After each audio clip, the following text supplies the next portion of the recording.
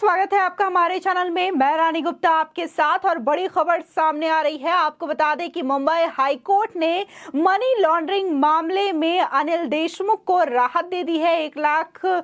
मुआवजे के साथ उन्हें ये जमानत दी गई है, लेकिन जमानत होने के बाद भी अब वो बाहर नहीं आ सकते जेल के, क्योंकि सीबीआई ने उनके खिलाफ एक केस दर्ज कर दिया है। आपको बता दें कि ईडी के द्वारा दर्ज किए गए मनी लॉन्ड्रिंग मामले में अनिल देशमुख जेल में बंद रहे, लेकिन जैसे ही मुंबई हाई कोर्ट ने इसको लेकर के थोड़ी सी राहत देने की कोशिश की अनिल देशमुख को, तो इसके बाद अब सीबीआई ने एंट्री कर ली है और सीबीआई ने केस दर्ज किया है अनिल देशमुख के खिलाफ। आपको बता दें बॉम्बे हाई कोर्ट ने मनी लॉन्ड्रिंग मामले में महाराष्ट्र के पूर्व मंत्री अनिल देशमुख को जमानत दे दी है। जमानत 1 लाख रुपए के मुचलके पर दी गई है। हालांकि यह जमानत ईडी के केस में मिली है, इसलिए अभी सीबीआई वाले मामले में उन्हें फिलहाल जेल में ही रहना होगा। यानी कि उन्हें जमानत तो मिल गई, इसके बावजूद भी वो जेल के बाहर नहीं आ सकते, क्योंकि सीबीआई की ओर से जो केस रजिस्टर्ड किया गया है उसकी वजह से उन्हें फिलहाल जेल में ही रहना होगा।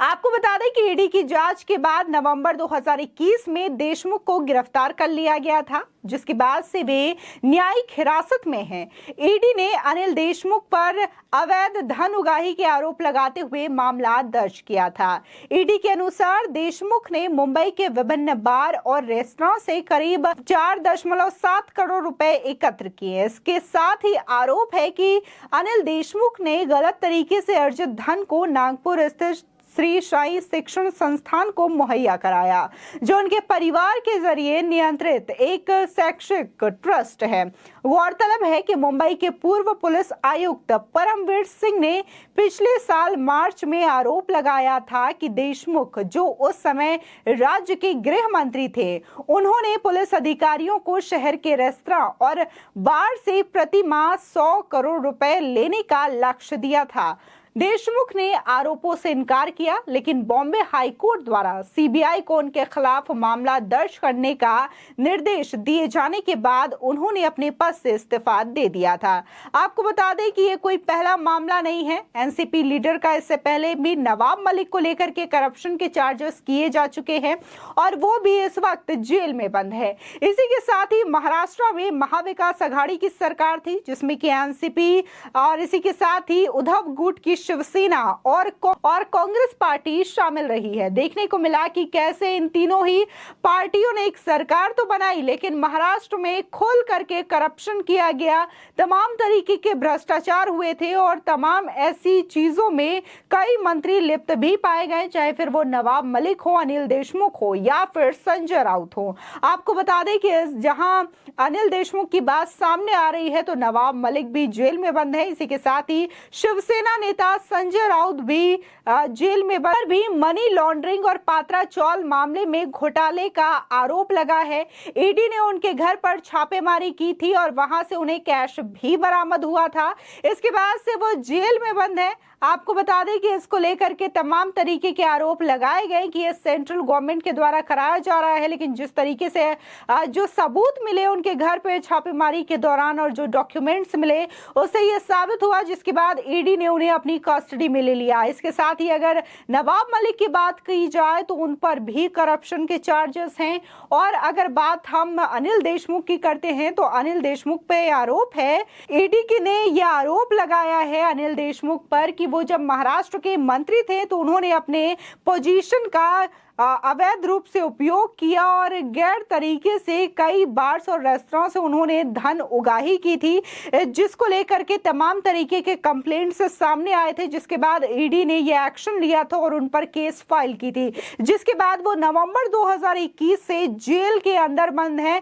फिलहाल मुंबई हाई कोर्ट ने इसको लेकर के सुनवाई की और इसी के साथ ही जस्टिस चंद्रचूड़ ने इसको लेकर के फटकार भी लगाई है उनके वकील को, और इसी के साथ ही अनिल देशमुख को फिलहाल तो मुंबई हाई कोर्ट से राहत मिल गई है ईडी की केस में, लेकिन वो अभी भी जेल में बंद रहेंगे क्योंकि सीबीआई की ओर से ही मनी लॉन्ड्रिंग और करप्शन के मामले में जो केस फाइल की गई है उसमें अभी भी अनिल देशमुख को कोई राहत नहीं मिली है। तो ये कहीं ना कहीं ये बड़ा झटका है अनिल देशमुख के लिए, क्योंकि एक तरफ से ईडी की ओर से उन्हें राहत तो मिल गई है, 1 लाख की मुचलके पर उन्हें जमानत तो मिल गई है, लेकिन सीबीआई की ओर से इसको लेकर के अभी भी उन पर शिकंजा कसा हुआ है और वो अभी भी जेल के अंदर रहने को मजबूर है। यानी कि जो करप्शन के चार्जेस लगे हैं अनिल देशमुख पर वो पूरी तरीके से हटे नहीं है। हालांकि मुंबई हाईकोर्ट ने इसको लेकर के सुनवाई की है और ये जो सुनवाई है वो काफी लंबे समय से चल रही थी और इसी वजह से मुंबई हाईकोर्ट के जस्टिस चंद्रचूड़ ने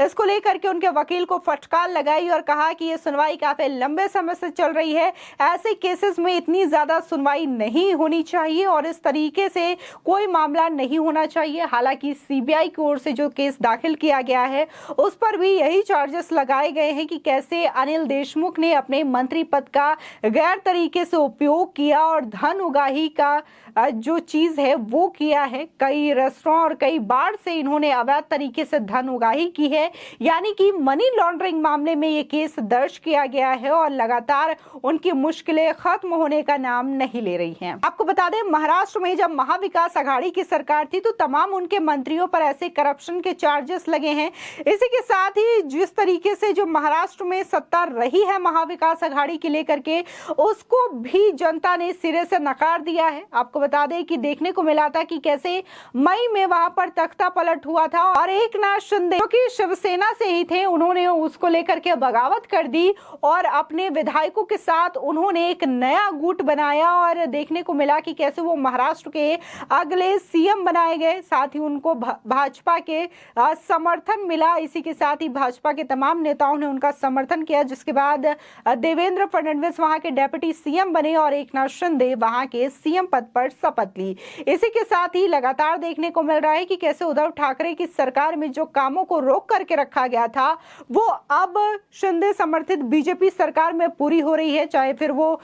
तमाम जो काम है हाईवेज की बात की जाए या फिर जो कार शेड मेट्रो है उसकी बात की जाए, इन सारे ही कामों पे फोकस किया जा रहा है, इन प्रोजेक्ट को आगे बढ़ाए जा रहे हैं, जो कि उद्धव सरकार ने कहीं ना कहीं ये कह के रोक दिया था कि इससे पर्यावरण को नुकसान होगा। लेकिन जिस तरीके से ये काम जो हो रहे हैं और तमाम जो केस पहले से पेंडिंग रहे हैं सीबीआई और ईडी को लेकर के, तमाम जो करप्शन मनी लॉन्ड्रिंग के मामले थे उस पर भी एक्शन लेने की बात कही गई है और उस पर एक्शन लिया भी जा रहा है और तमाम मंत्री जो रहे हैं, तमाम जो नेता रहे हैं उन पर भी लगातार सेंट्रल एजेंसीज की कार्रवाई चल रही है, छापेमारी चल रही है और देखने को मिल रहा है कि ये कार्रवाई जो है सिर्फ पॉलिटिशियंस नहीं बल्कि बड़े बड़े बिजनेसमैन पर भी होती हुई दिखाई दे रही है। आपको बता दें कि पिछले दिनों देखने को मिला था कि कैसे महाराष्ट्र की एक जो बिजनेसमैन थे उनके यहाँ पर कितनी बड़े लेवल पे छापेमारी हुई थी और सेंट्रल